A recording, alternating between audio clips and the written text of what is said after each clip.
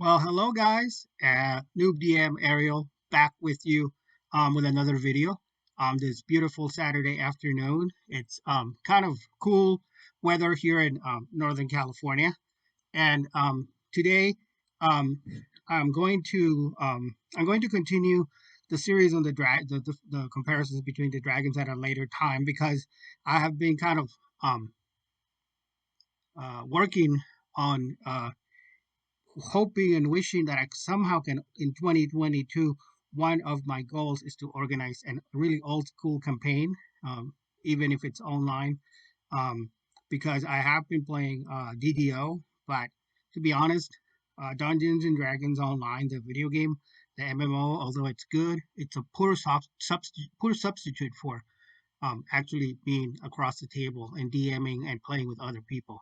And I kind of miss that. I sort of didn't do any of that this past week because of the Omicron virus situation. But I'm seeing how the numbers are reflected, or if there's incremental or substantial change next week, and maybe I'll return to my usual 5e game. But I'm dying to try out a first edition campaign, and today I wanted to talk um, about the going all the way back to a system that I own but have never really got into, which is the basic basic system for D&D. And I'm talking about the 1981 Moldvay rules, the background, some artwork from that rule set. And that one consists of the basic rules, which takes the characters from the early levels. And then there's a second rule set that I also have called the Expert rule book that also came out the same year in 1981. I never really played these, but I'm fascinated by the differences between that system and the AD&D system, which came out uh, um, uh, concurrently.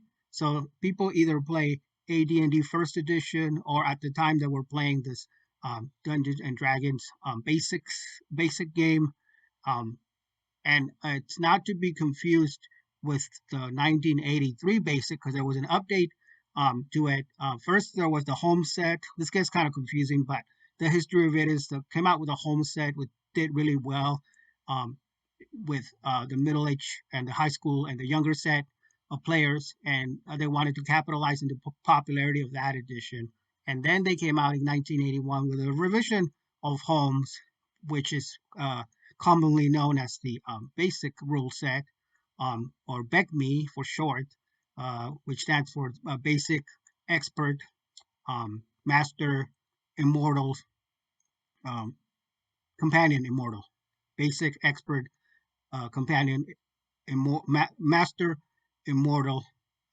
Well, I messed up that order, but it's basically like five rule sets, um, all of which sort of built upon each other.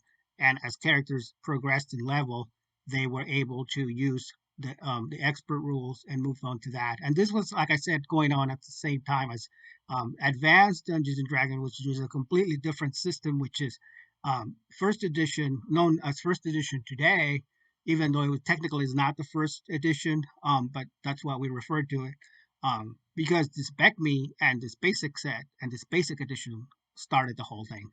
And so I wanted to concentrate on the Moldvay basic this time around, and just not really going to a deep in-depth discussion of it because there's a whole lot of information online about it already. But I wanted to kind of relate and compare and contrast what some of the features from that system were, um, uh, differently from specifically second edition, because second edition to my eyes is sort of a cleaned up streamlined version of first edition, and it's really more compact. The player's handbook and the dungeon master's guide, specifically the player's handbook, I think does a really good job of synthesizing a lot of the good things about the first edition system, um, including well, there is the combat uh, the combat rules are a little bit different, and some people don't like them too much because um, they employ the infamous, notoriously known system of THACO, which is an acronym for to hit armor class 0, to hit armor class 0. And I've talked about THAC0 a little bit in this channel before, so I won't go into it that much again.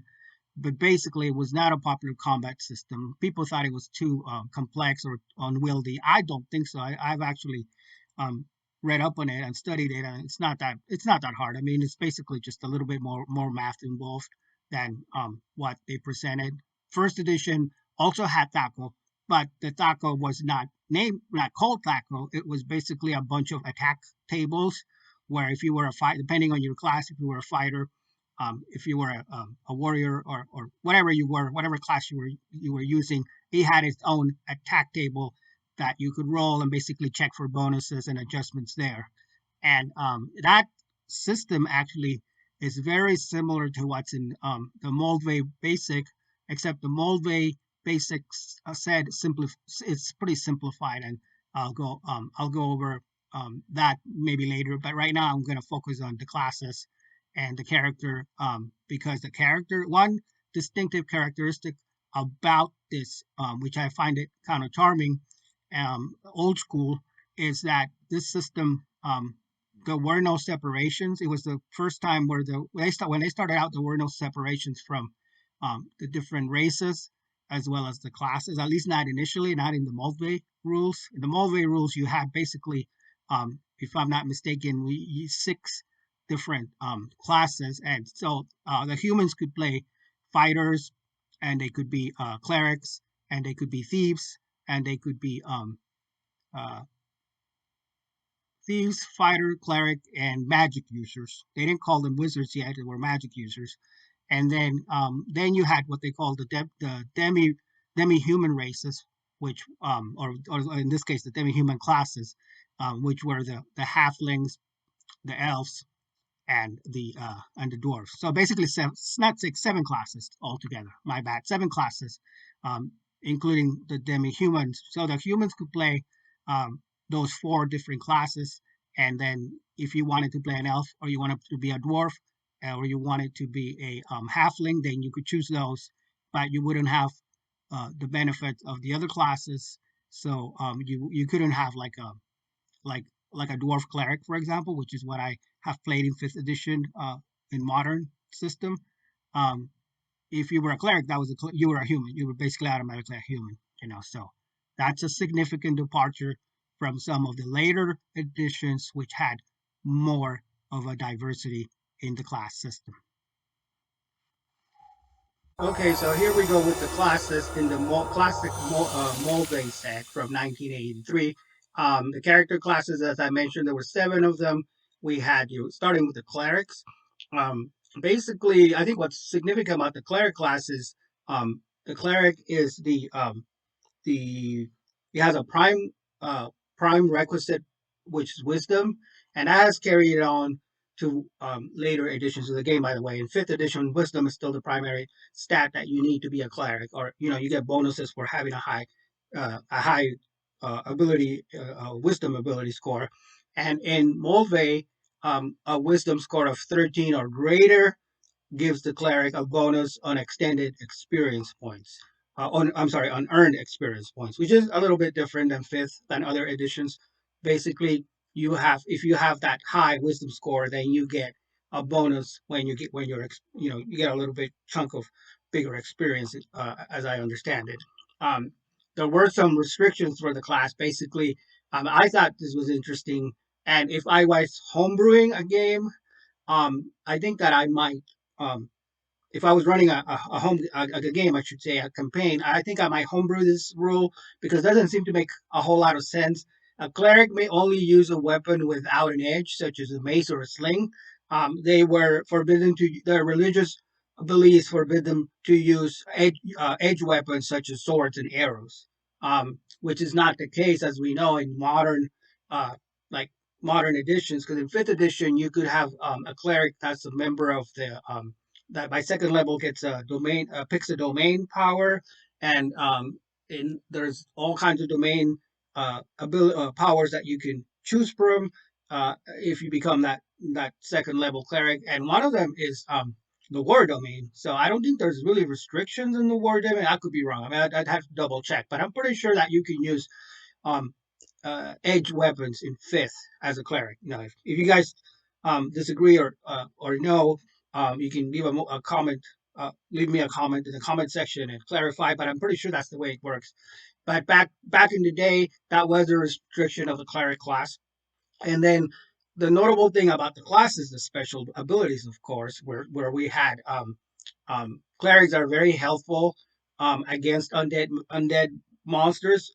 Even today, back then, especially you had a kind of a you don't have this high level or characters that are super sturdy at the early level. So it was very important for the squishy type characters. That term that we use in MMOs, meaning that they don't wear armor, because or they don't wear very heavy armor, and they they're susceptible. And in basic it was even more a case where the characters in early level, first level, were pretty susceptible to attack, because they were just squishy. They didn't have as many hit points as they do now.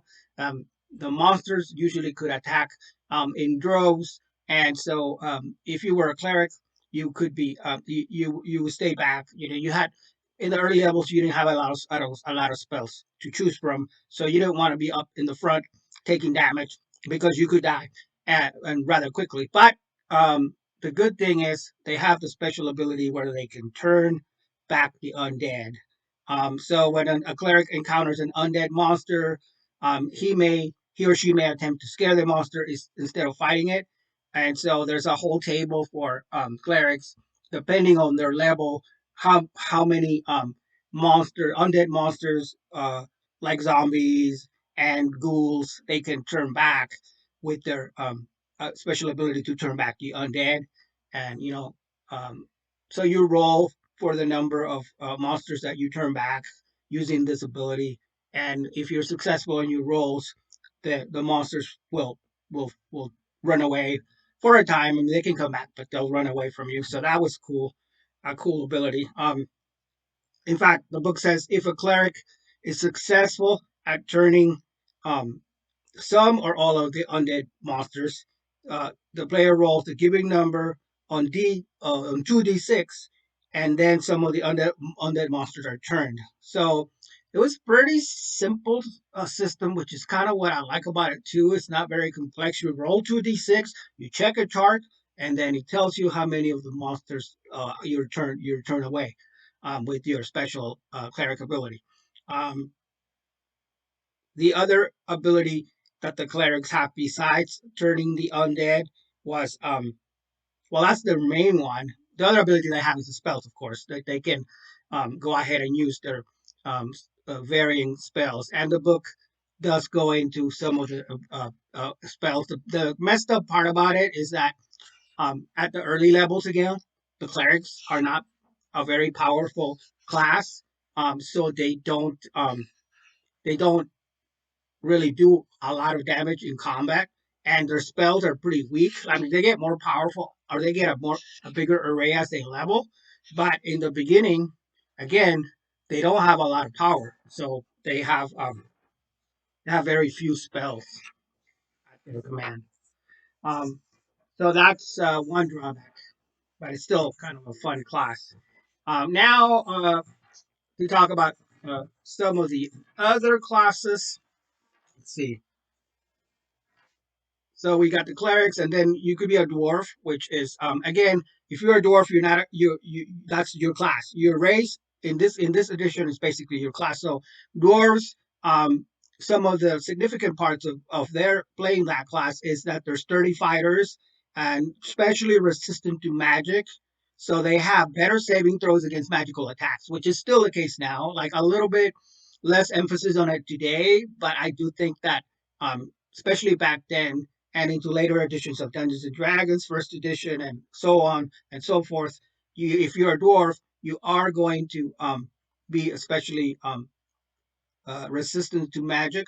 And the prime requisite for a dwarf in Moldvay basic version is strength. So a strength score of 13 or greater will give a dwarf bonus earned experience points. I think this was changed in the 83 revision. I have to look it up, but I think some of these numbers kind of went up. So I think it might be like 16 instead of a 13. Don't quote me on that, but I'm pretty sure that they went up a little bit on the requisite strength that they needed in order to succeed on their rolls. But at least in the Moldvay version, the dwarves have to roll a strength, have to have a strength ability score of 13 or greater in order to get the bonus on the experience points.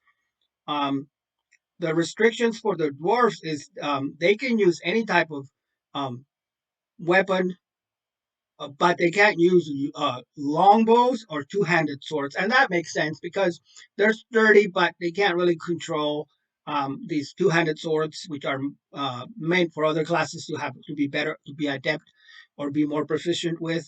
And their constitution has to be a minimum of 9.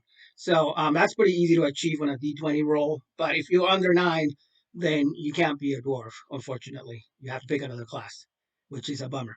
Um, they also have infravision, which is a heat sensing sight. Now, some people hear about infravision and they confuse it with dark vision or other abilities. But infravision is defined as heat sensing light, so that allows the characters to see 60 feet in the dark.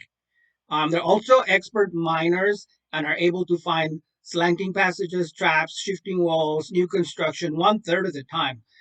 This is the same, kind of a lot of the same abilities that they retain in other editions, but in basically you roll a d6, and whether if you get a 1 or a 2, then you succeed in whatever ability, whatever challenge you're doing. It's like, for example, if you're trying to find new construction or shifting walls or something like that, you roll a d6 and you get a 1 or a 2. So that means that you're able to succeed on those rolls, a good amount of the times. It's pretty simple. um, so that was the dwarfs. um, the elves, another demi-human class, as they call it in this section. Elves are slender demi-humans with delicate features and slightly pointed ears, 5 to 5.5 feet tall, and weigh about 120 pounds. So their appearance hasn't changed much. The only difference that I see between basic and other editions is that they further define what the elves are. Like in fifth edition, you could play an elf, but you can also play like a drow, which is like sort of like an evil or more chaotic evil type character. Uh, a drow, which are usually like followers of lulz, and I've talked about them here before. So, or you could be like a high elf. And in fourth edition, you could also even play an Eladrin, where one of the as a player character option. So there's basically segmented into different elf types, um, and you don't see that as much in basic. Basically, an elf is an elf, except when you play, if you play the basic game, but if you play some of the modules later on, which there was quite a few modules available for even for basic. Definitely a lot of modules for first and second edition, but those kind of gave you more options. But the Moldvay is a little bit more limited in terms of what you can choose as a class, and even as an elf class. Some people don't like this. Some people like more customization, and I can see that. So they prefer like AD&D because of that. But I kind of like the simplicity of this. I think it's a great system. Um, the prime requisite for an elf, by the way, in this system, it has two: strength and intelligence. If the elf character has a score of 13 or greater in both those attributes, strength and intelligence, then they gain a 5% bonus on the earned experience points. If the strength is 13 or greater and the intelligence is 16 or greater, then they earn a 10% bonus on earned experience. So you get some bonuses depending on your high ability scores on that range of scores. All right. Um, and next, we have the halflings. Now, the halflings, of course, are derivative of Tolkien lore, Lord of the Rings. They're called hobbits in the Tolkien mythos, but because of copyright and all that stuff, everybody knows that they got changed to halfling. But basically, halfling in Dungeons and Dragons is basically like a hobbit. It's short, um, small demo humans. They average about three feet in height and weigh only about 60 pounds. So they're really small and diminutive, and you know but because of that, they are kind of harder to hit in combat, and we'll go into that. I mean, due to their small size and skills, at dodging, they have a bonus of -2 on their armor class when being attacked by creatures larger than man-sized creatures. And you might say -2, yeah.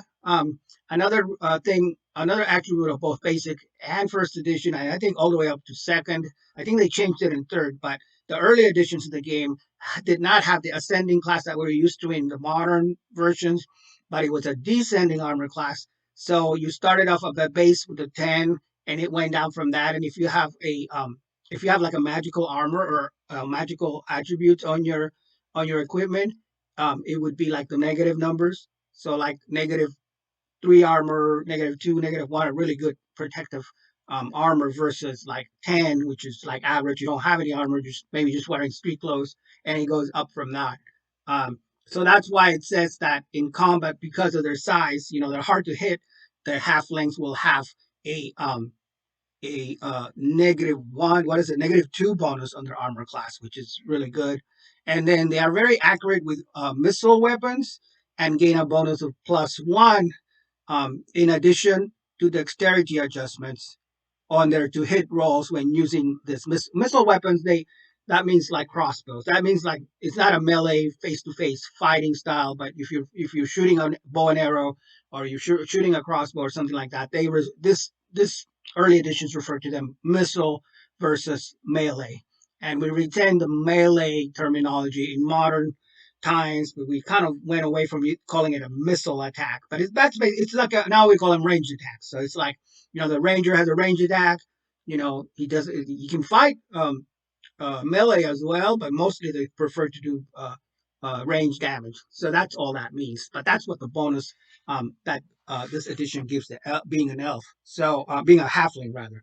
Um, uh, some of the restrictions include that um, they they advance to a maximum of eighth level of experience, and that was a thing here too in this edition, where some of the character classes, don't ask me why, I think because of balance, could only reach a certain level, and after that, unless they were multi-classing and had a little bit of other classes mixed into them, if they were just a regular class, um, they were sometimes restricted to a level range, and the halflings were restricted to um, eighth level of experience.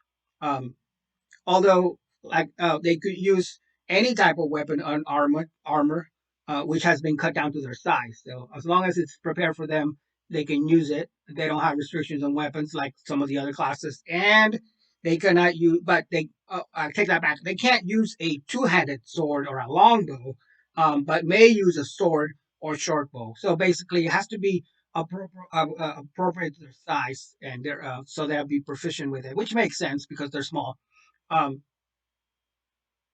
and they have to have a minimum score of 9 in both dexterity and constitution. So you roll up your attributes in the beginning during character creation, and let's say you roll a 7 and a 5.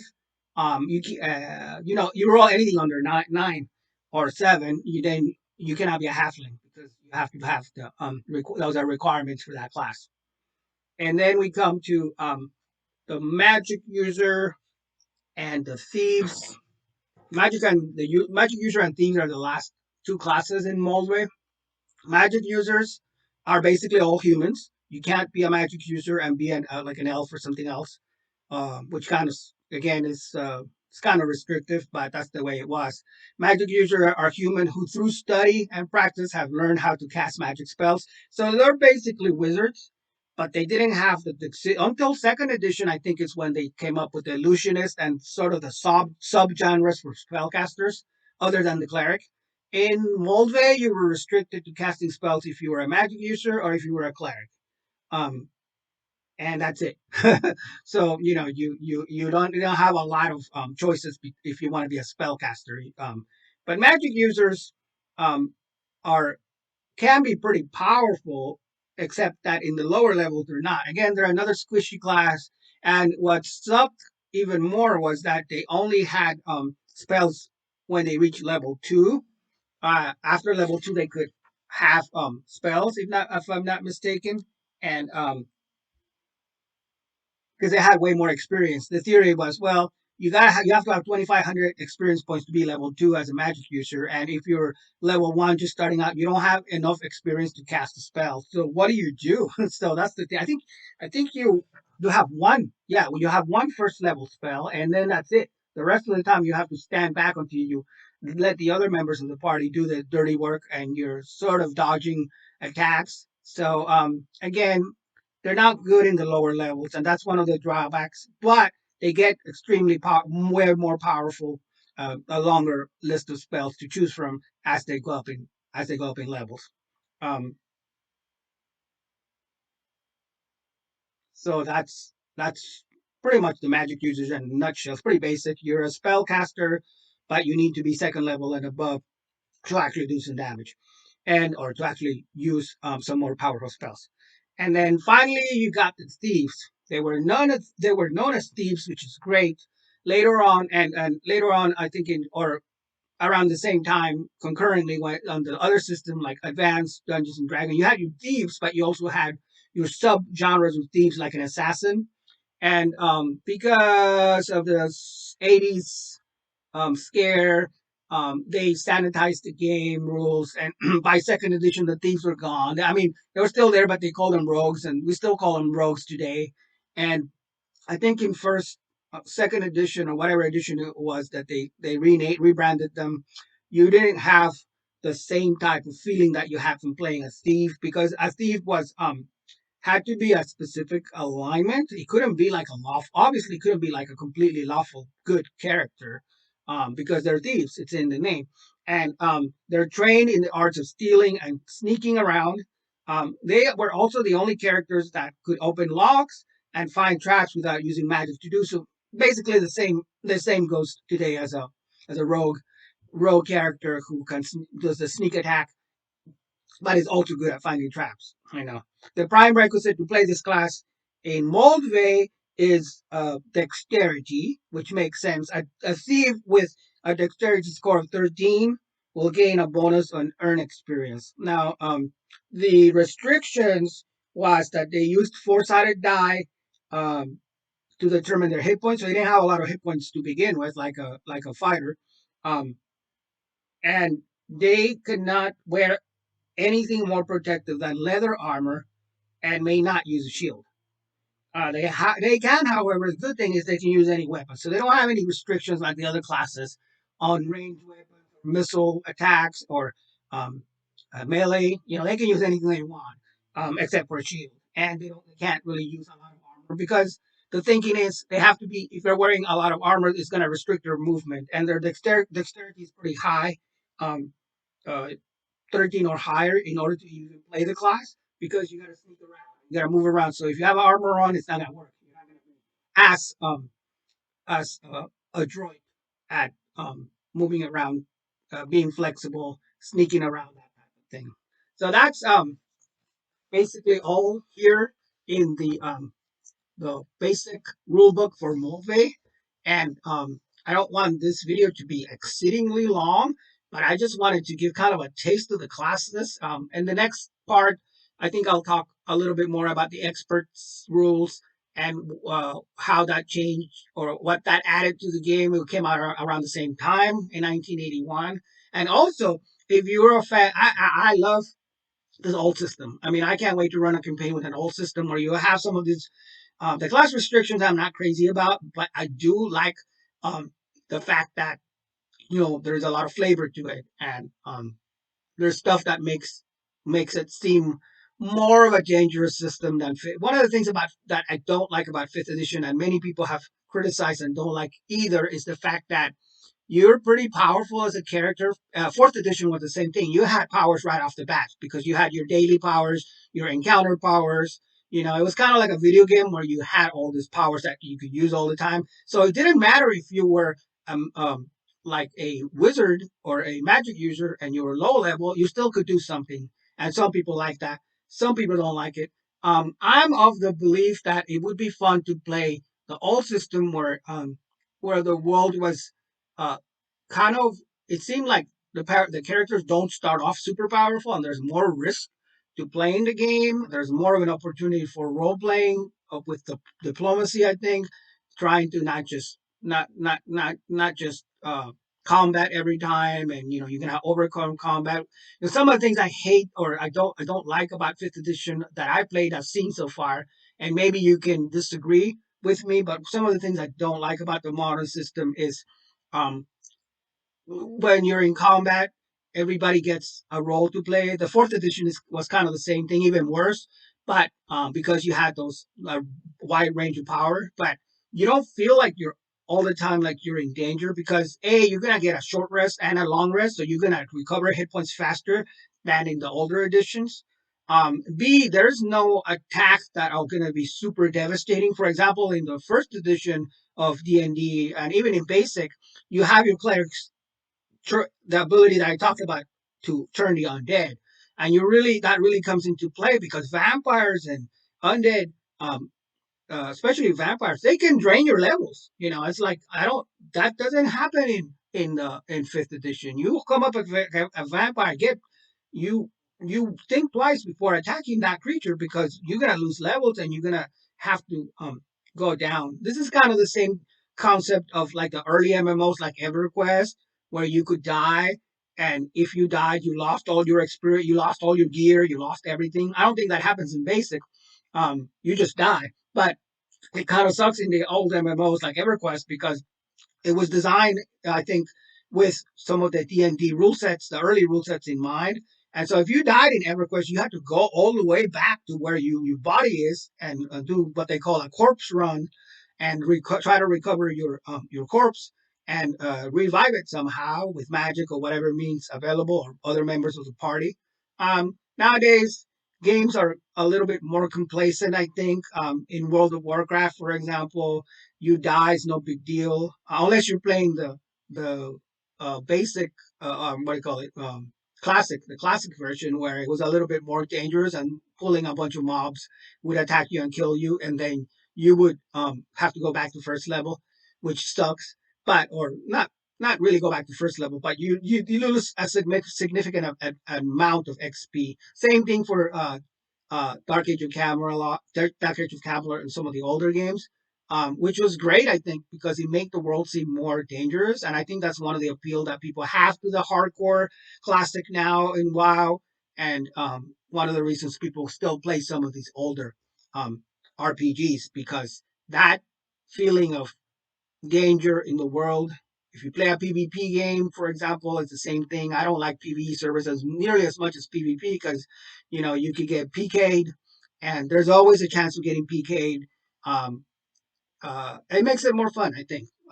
If you guys disagree, you can leave a comment and kind of give your own perspective. I'd like to hear what people think about this. So thank you for tuning in. And I do have a patron set up for the channel now. So if you're inclined to help the channel, you can go to the top of the banner on the page, and on the right side there will be a patron, a link to patron.